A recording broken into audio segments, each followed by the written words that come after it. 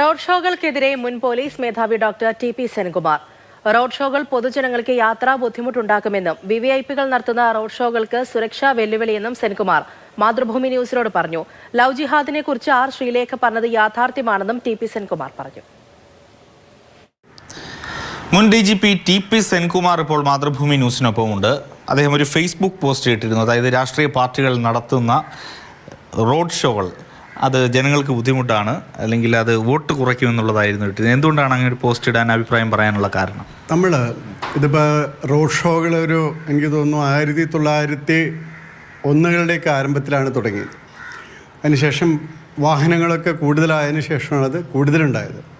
ഇപ്പം നമ്മൾ നോക്കുകയാണെങ്കിൽ 1963 ടെക്സാസിൽ ഡള്ളാസിൽ വെച്ച് ഒരു റോഡ് ഷോയിലാണ്, ഇതിപ്പോൾ ഒരു ഇലക്ഷൻ റോഡ് ഷോയിലാണ് ജോൺ എഫ് കെന്നഡിക്ക് വെടിയേൽക്കുന്നതും കൊല്ലപ്പെടുന്നതുമൊക്കെ.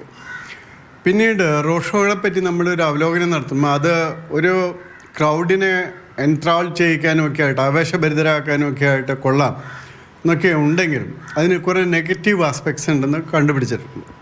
ആ നെഗറ്റീവ് ആസ്പെക്ട്സ് എന്ന് പറയുന്നത് ഇപ്പോൾ ഏത് ക്രൗഡാണ് അവിടെ വരുന്നത്, റോഡിൻ്റെ രണ്ട് സൈഡിലും വരുന്നത്, നമ്മുടെ വോട്ട് ചെയ്യുന്ന 100% ഉറപ്പുള്ള ക്രൗഡാണ് റോഡിൻ്റെ രണ്ട് സൈഡിലും വരുന്നത്. ഒരു സൈഡാവും രണ്ട് സൈഡാവും അനുവദിക്കുന്ന സൈഡിൽ വരുന്നത്.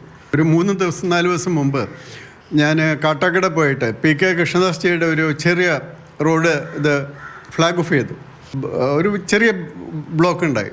ഉടനെ ബസ്സിലിരിക്കുന്ന ആൾക്കാർ, ഓട്ടോറിക്ഷക്കാർ, ബാക്കി കാറിലുള്ളവരൊക്കെ നമ്മളെ നോക്കി ഏകദേശം ഒരു പ്രാഗുക എന്ന് പറയില്ലേ, ഇവരുടെ ഒരു സാധനം കൊണ്ട് അപ്പം ഞാൻ തന്നെ ഇമ്മീഡിയറ്റായിട്ട് നമ്മുടെ പോലീസ് ജോലിയിലേക്ക് ഇറങ്ങാൻ ചെയ്തത്.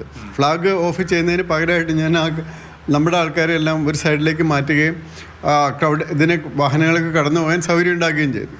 അപ്പോൾ ഇതൊരു വലിയ റോഡ് ഷോ ഒക്കെ ആകുന്ന സമയത്ത് ഇതൊരു വലിയ പ്രശ്നമാണ് പലർക്കും, ജനങ്ങൾക്ക്. ഇത് ആക്ച്വലി ഒരു പ്രൊഫഷണലായിട്ടൊരു സ്റ്റഡി നടത്തേണ്ട കാര്യമാണ്. അതായത് ഒരു റോഡ് ഷോ കൊണ്ട് എന്ത് പ്രയോജനം ഉണ്ടാകുന്നു എന്നതിനെപ്പറ്റി.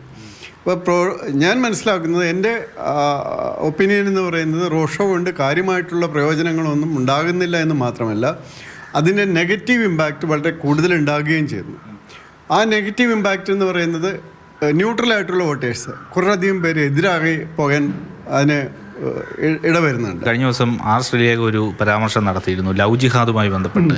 കേരളത്തിൽ ലവ് ജിഹാദ് ഉണ്ട് എന്നുള്ളതാണ് പറഞ്ഞത്. താങ്കൾക്ക് എന്താണ് അതിൻ്റെ അകത്തുള്ളത്?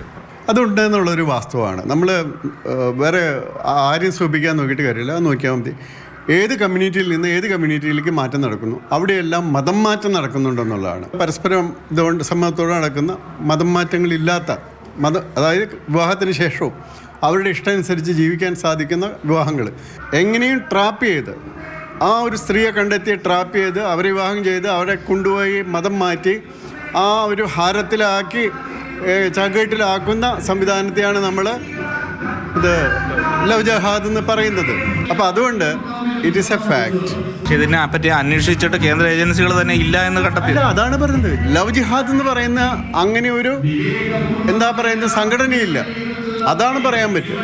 ഇപ്പം വിവാഹം ഉണ്ടോ എന്ന് ചോദിച്ചാൽ, വിവാഹം എന്ന് പറയുന്നത് രണ്ടുപേര്, അത് ഇറ്റ് ഈസ് ദെയർ. പക്ഷെ ഒരു സംഘടനയായിട്ടോ അങ്ങനെ ആയിട്ടല്ല അത് പ്രവർത്തിക്കുന്നത്. ഇറ്റ്സ് എ പ്രക്രിയ. ആ പ്രക്രിയ ഉണ്ടോയെന്ന് ചോദിച്ചാൽ ഉണ്ട്. അതാണ് പലരും തെറ്റിദ്ധരിക്കുന്നത്. ഈ റോഡ് ഷോ മൂലം സാധാരണക്കാർക്കുണ്ടാകുന്ന ബുദ്ധിമുട്ടുകൾ, അതൊക്കെ മാറ്റേണ്ടുന്നതിനെക്കുറിച്ചുള്ള കാര്യങ്ങൾ, അല്ലെങ്കിൽ അതുമായി ബന്ധപ്പെട്ടുള്ള ആശങ്ക, അതൊക്കെയാണ് മുൻ DGP കൂടിയായ ടി.പി. സെൻകുമാർ വ്യക്തമാക്കുന്നത്. പ്രേം ശശിക്കൊപ്പം AK സ്റ്റെഫിൻ, മാതൃഭൂമി ന്യൂസ്, തിരുവനന്തപുരം.